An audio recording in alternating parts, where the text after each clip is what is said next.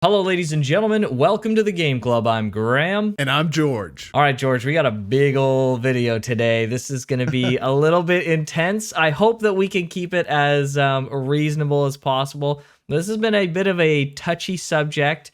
And we want to say from the outset, we're not interested in attacking anyone. We're not interested in like dogpiling or saying someone's outright wrong and bad and horrible. But we do feel that there's been a lot of discourse around this particular subject, the Elden Ring difficulty and just what is legitimate and what's not legit and stuff like that. It feels like a lot of people are really talking past each other. There's 100%. a lot of nuance that's being left on the table. And so we wanted to kind of bring the two sides together and be like, hey, you guys, you're almost talking about the same thing in a way. And at the very least, you're not talking about the same thing directly. And so we want to make sure we have a way for people to be able to come together and understand each other a little bit better, because it's gotten interesting out there. Emotions, I wouldn't say necessarily emotions are running high, but it does seem like there's a lot of talking past each other. Right out the outset, we want to say that we have an open invitation to any content creator that wants to talk to us about this. That's right. Either the ones we'll feature in this video or any others that think we might be wrong. But like Graham said, we're really hoping and trying to put forth the best faith arguments from people that may disagree with us in the best way we can. Yeah, so to provide a little bit of context as to what we're going to be talking about here, it seems almost as if there's two camps currently kind of talking past each other. One camp is essentially of the mind of, well, it doesn't matter what you do in the game, as long as it's not cheating, it's all legit. And to a certain extent, yes, it's very legit, and we're not trying to take anything away from anyone. But there's the other camp that's saying, well, unless you do certain things, it is not a legit beat. You didn't legitimately beat the boss.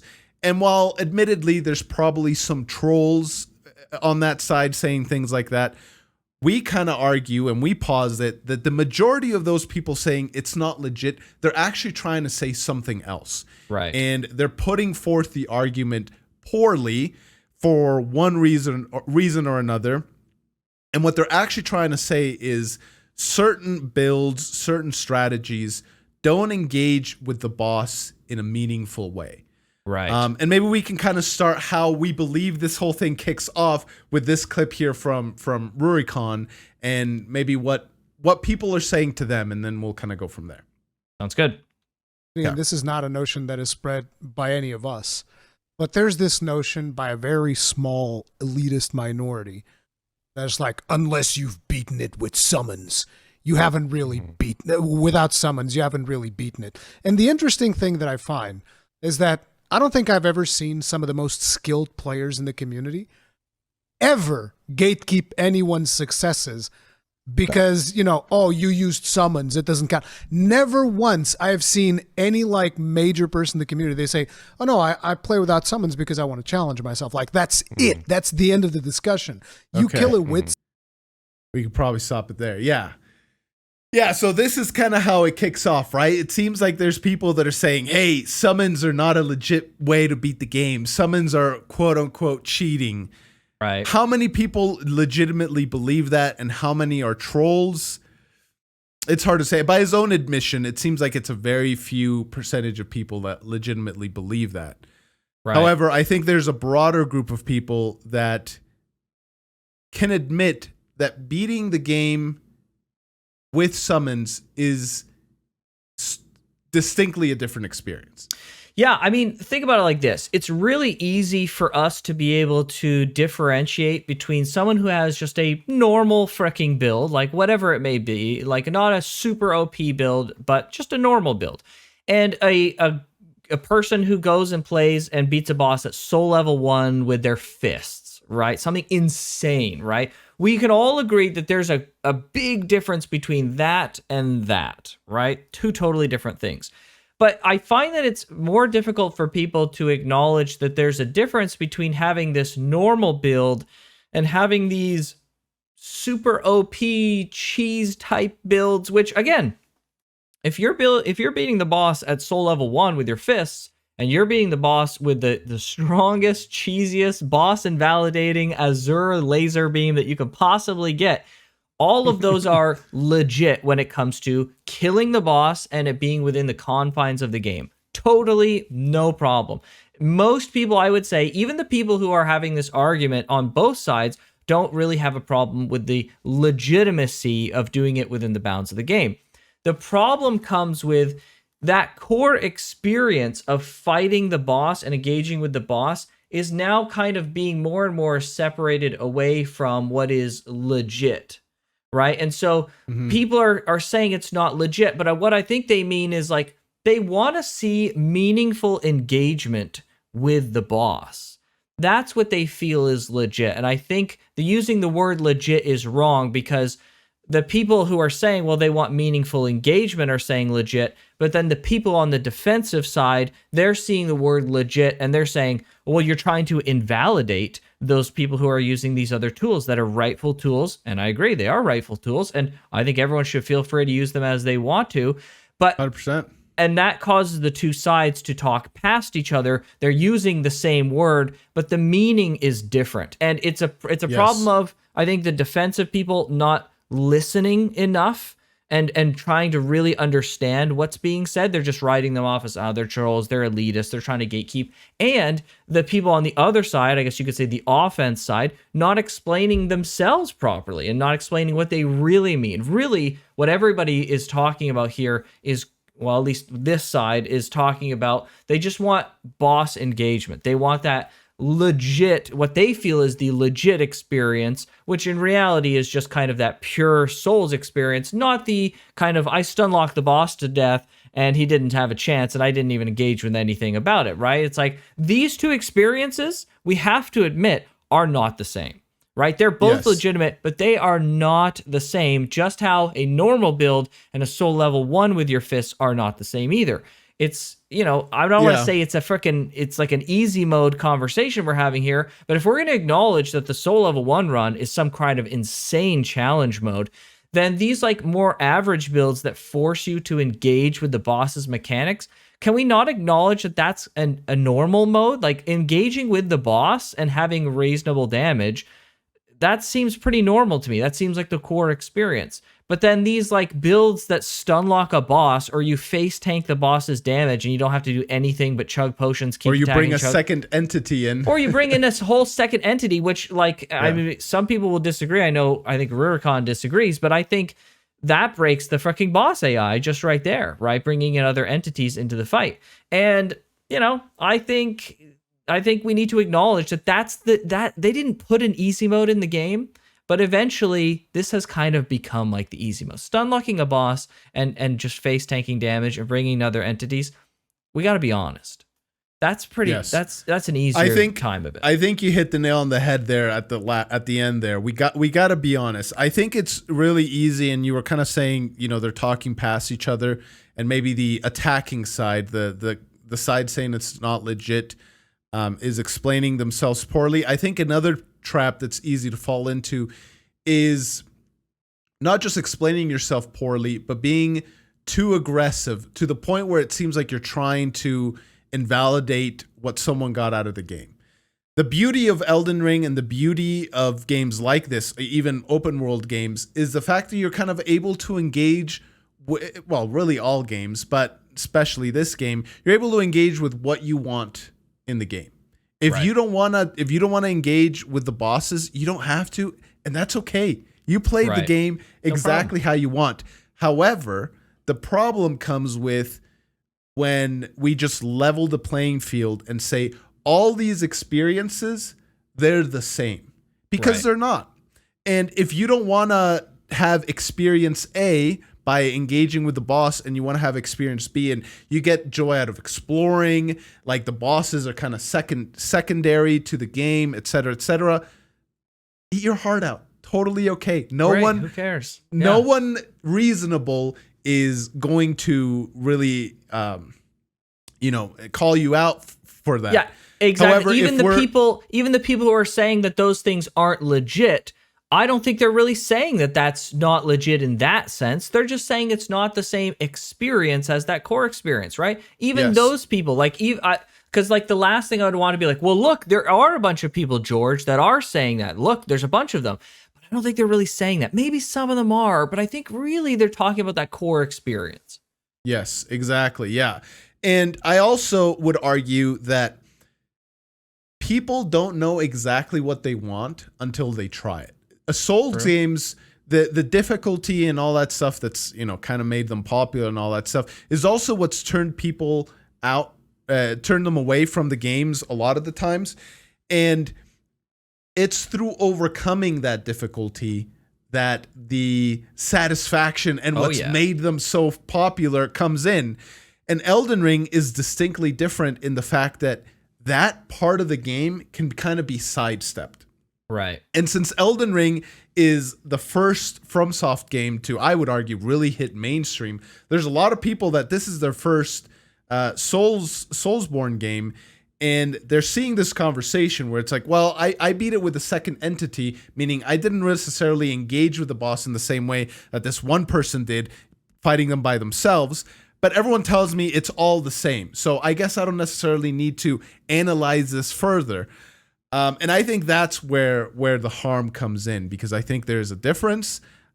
You should engage with the game with what you want to engage with, but ignoring the difference is to our detriment as a community, I think so. And as individuals. It's not here to postulate like, oh, I'm better at the game than you, or oh, I'm better than you as a person because I'm good at a video game. Like who it's cares? not that. It's, we want people to know that it's a distinct experience and engage with what we feel is the best experience in the game.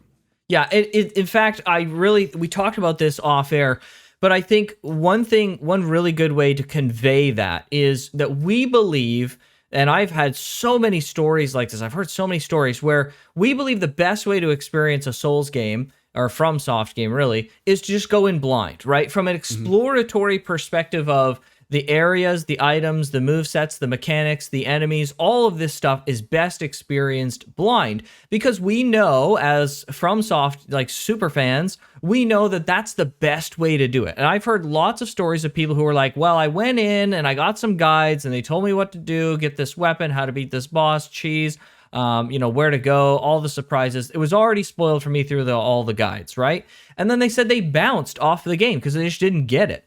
Well, yeah, because you took that core experience that the FromSoft games deliver and that deliver the satisfaction, and you threw it away, right? You didn't engage with that, so you didn't get the satisfaction. It's obvious to everyone, right? Like to all the content creators and to a lot of people who are just fans of the games, it's so obvious to everyone of like, try not to use a guide to the best of your ability and just try and power through. You'll get the best experience, or at least you're most likely to have the best experience, let's say. Because of course it's not gonna be the same for everyone, but I would say it's probably the same for most. So, but when it comes to the bosses, it's a little bit more gray, right? But I would say that the best part about the bosses is engaging with them, is engaging with the dance. Yeah, is it more difficult to explore the open world or just the games in general without a guide? For sure. But that part of the frustration of dealing with the world blind is the satisfaction that you get eventually coming from that. And it's the same thing with the bosses. I would say that most people, if you really honestly engage with the boss's dance, that you're going to get, that's where the satisfaction comes from. So if you're then going into a boss with this setup that lets you just face tank everything, and then you like stun lock the boss with chain critical hits or whatever it be, you're Azure beam them down, you're just robbing yourself of the experience that you could be having. And that's core. I think 50% of what makes FromSoft games amazing are the bosses. And that's huge. Yes. That's huge. Like areas, enemies, and weapons and stuff, that's the other 50%. Bosses are such a core part. And by saying that we can just say like, oh, well, the experience where you laser beam that boss down is the same as when you're going and you're doing it like, again, legit, properly. These aren't quite the right words, but it's engaging with the boss. That's the right word. It's not the same as if you fully engage with the boss. You have to learn the moveset. You really felt like you triumphed and overcome it. Because I know as a fact, you're not going to have the same level of triumph and satisfaction if you laser beam that boss down or face tank everything and just go through it without too much worry than if you've really spent, whether it be up to hours or maybe even days in some cases, and then overcoming the boss. Because then it's like you overcame the boss. You didn't just beat them. We're not here just to like clear the area. We're here to have an exploratory experience when we're in the open world and when we're in the FromSoft areas, right? There's a theme, there's a feeling, there's a sense of enjoyment that you have for going through those areas manually yourself.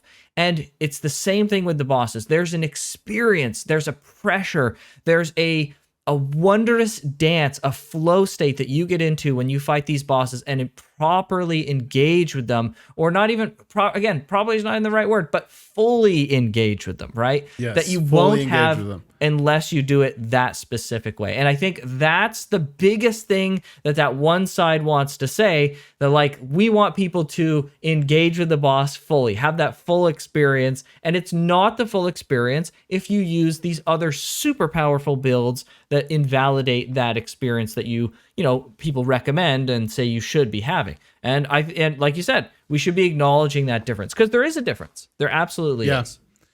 Yeah, and I think a lot of the conversation gets then hung up with the summons and the mimic tiers specifically, but just summons in general. And we've kind of talked about this before. We've focused so far right now on super powered builds, right? Because we wanna make it clear that summons, super powered builds, they're kind of one and the same, even though the conversation gets hung up on the summons thing, the nuance itself. And the differences, or just like what exactly summons are doing. It's you're right. It's all really yes. And the reason is because summons, they're a second entity that take away attention from the boss and all that stuff. And I don't know if we want to go to the clips right now exactly, but they kind of talk about the fact that summons are, the game has been made with summons in mind. And yes, it has been made with summons in mind in a specific way, but I don't necessarily think it's the way that they kind of talk about here. And we have some Miyazaki quotes, or at least I do hear some of the stuff he said in interviews before, but I think we should probably play the clip first. Sure. All right. Okay. Sounds good. You kill it with summons, you kill it using a guide, you watch Cowboys walkthrough to make sure you have everything and you're good to go. These are all valid things, even though we do recommend going in blind the first time, because that's really cool. Totally. Going in blind the and first time. Let's go to awesome. the next clip right after this one too. Okay. Constantly ask people on social media whenever they'd be talking about, the difficulty, this difficult. I was like, okay, it's too hard. Are you using summons? No, summons make it too easy. What? I brought it up on stream, dude. And the thing is, like, to me, Ashen summons are a tool like any other. It's like your Ashes of War. Yeah. It's same as finding that crazy OP weapon combination. And like I understand the approach of you want a self-imposed challenge, whether that's going to be only basic R1s, no weapon, no summons. That's fine. But when you're self-imposing a challenge and then simultaneously complaining about the difficulty, it's like going outside, stepping in dog shit, and then complaining that you have dog shit on your shoe. Like, you are choosing to inflict this upon yourself. You have avenues to remedy the situation, and you're refusing to use them. That's not a difficulty issue. It's just your own stubbornness, frankly. Okay, so we can probably stop it there. So a couple of things here. That I think gets kind of lost in the nuance. In face value, I kind of basically agree with a lot of the stuff that they said here. However, if we dig a little bit deeper, I kind of want to make a distinction. There's a difference between saying playing without summons makes the game harder versus playing with summons makes the game easier. Yes. Because that makes a distinction as to what is the quote-unquote default experience. Right? The normal mode. Normal mode. And again, I want to make it abundantly clear. Maybe I'll sound like a broken record, but we're not trying to invalidate anyone's approach to this. We're just trying to say that there is a gooey, creamy, donutty center in FromSoft games, and that is engaging with the bosses. Things like summons make the game easier. If that's what you want to do, that's totally okay. But it's Destructoid. It's It's an interview from 2021, talk about Elden Ring difficulty and all that stuff. And Right. it's translating another interview from Miyazaki, but I don't Right. speak Japanese, unlike Graham. But I only have access to the English translations here. Right. And to quote from that article, it says, fascinatingly, while Miyazaki stops short of saying Elden Ring is going to be easier across the board, and as is tradition, it won't have difficulty settings, he does note that for solo players, there are a few concessions to make the game more welcoming. For one, summons. Essentially, what he says through this interview here, again, it's a translation, but it's kind of clear. Summons make the game easier, right? Yes. Yes. It's not that playing without summons is hard mode. It's that playing with summons is essentially easy mode. And I think that we as a community do ourselves a disservice by not acknowledging that distinction. Because again, there are people that might look at this and be like, all right, well, you know what? Elden Ring was cool, but the bosses, they were kind of so-so. It's like, well, did you play with summons? Yeah, I did. But, people say that's fine. And it's like, yes, it is fine. But it's not the same experience as someone who played without summons. 100%. And I think that's an important distinction that I don't see being made, because I do think it is okay to try and defend those people who might feel slighted if you say, well, you didn't beat the game in the legit manner. And that's the same kind of argument that we're trying to make currently, but done poorly and incorrectly, and it comes off too aggressive. Right. And it comes off very dismissive and invalidating of like, listen, the way you didn't play wasn't real, it wasn't legit, it wasn't cool, whatever it may be, right? But to say, like you were saying, and I really just so much disagree with what Fighting Cowboy is saying here of like, ashes are a tool just like any other tool. Okay. Two things. On one hand, you're absolutely correct. They're a tool in the sense that there's something that you have access to in the game to use. 100%. It's a complete legitimate tool that you can use. No problem. I have no problem with that. But on the other hand, if we pretend, like he had said here, that using an Ash of War, especially the Mimic tier, by using an Ash of, or sorry, not an Ash of War, but Spirit Ash. Yes. Sorry. Now I'm freaking it up. But to say that the Spirit Ashes are the same, especially Mimic tier, as an Ash of War or like a weapon, that's just not how it is. Like, having another entity in the boss battle fundamentally changes how you engage with the boss. There is a level of pressure, a massive level of pressure that is alleviated by having a separate entity. Even if you're just bringing in the jellyfish, which is not going to alleviate the pressure as much and make the boss fight as easy as the Mimic tier, for sure. But there is some level of pressure that's taken off when you have another entity in there that is taking the boss's aggro. Because the bosses are, and I don't know if we have the exact clip, but there was a clip where basically Rurikon and they were saying, this group was saying that the game has been made and the bosses have been made with summons in mind. I think as a whole, yeah, but like if you really look at the boss design, I don't think that's true. I genuinely do not think that's true. There was one boss fight in the DLC that I was like, okay, this one is clearly meant to have other entities with you. But all the other boss fights, explain to me exactly what's different between what they've been doing for boss fights in the front in like Dark Souls forward and what they're doing with Elden Ring bosses.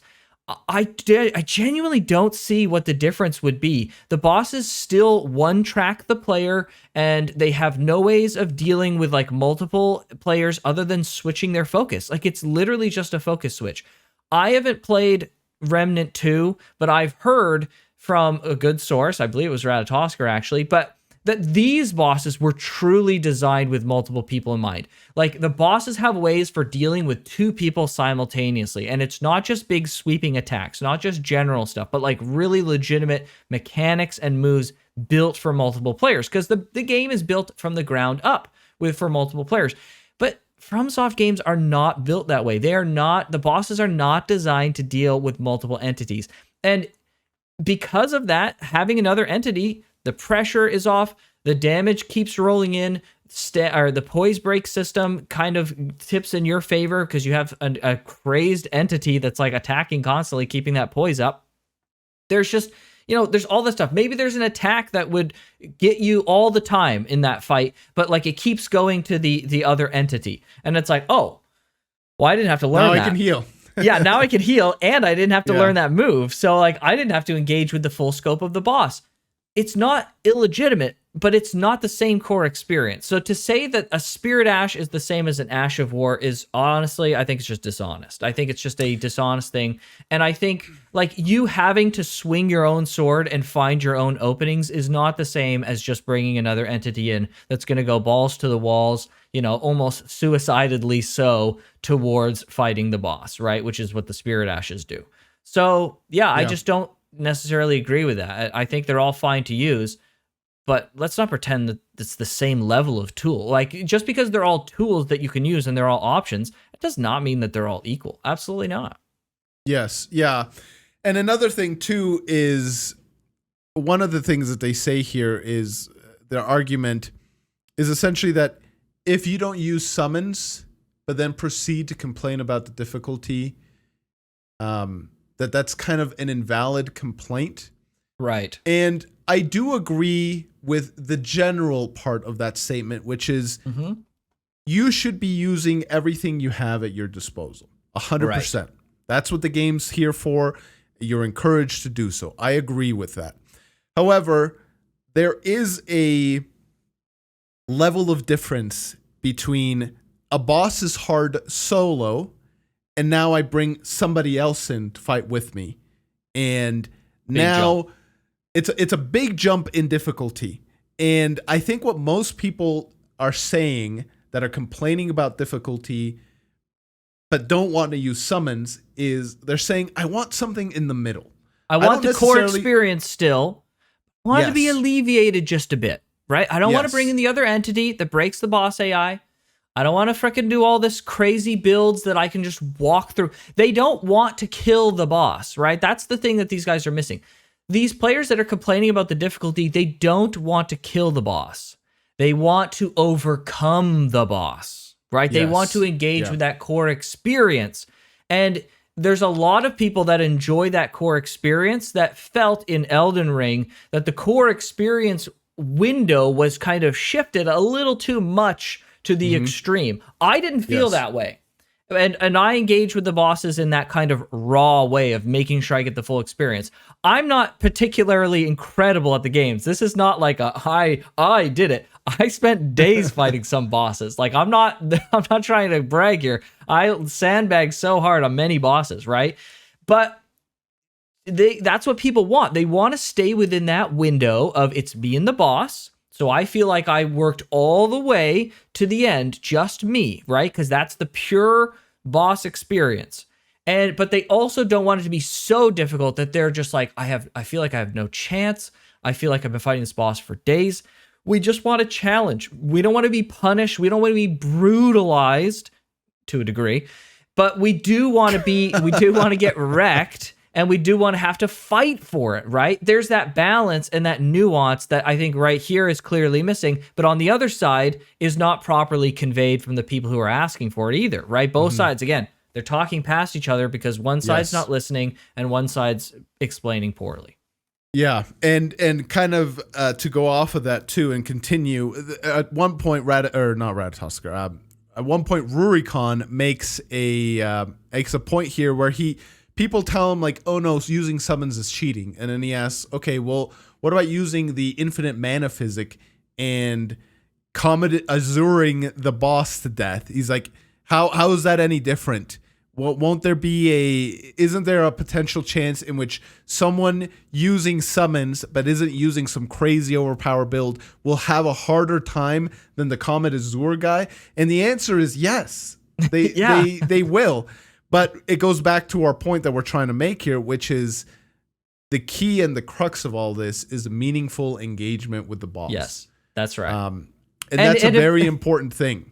100%. And if there's people saying that summoning is less legitimate than Comet Azuring the boss down, that's where you've lost us. Like that's Yes, just yeah. ridiculous because that's not that's just as cheese as like all these other super OP builds. None of those are the core experience, right? Like obviously Yes. it's not engaging Yeah. with the boss. That's what I think a lot of people want, right? That so saying like those are the trolls, right? Those are people who are saying, "Oh no, that's legitimate. Beaming the boss down is fine." Like no. Come on. Yeah. Come on. We Yeah. know that's all cheese. Let's be real.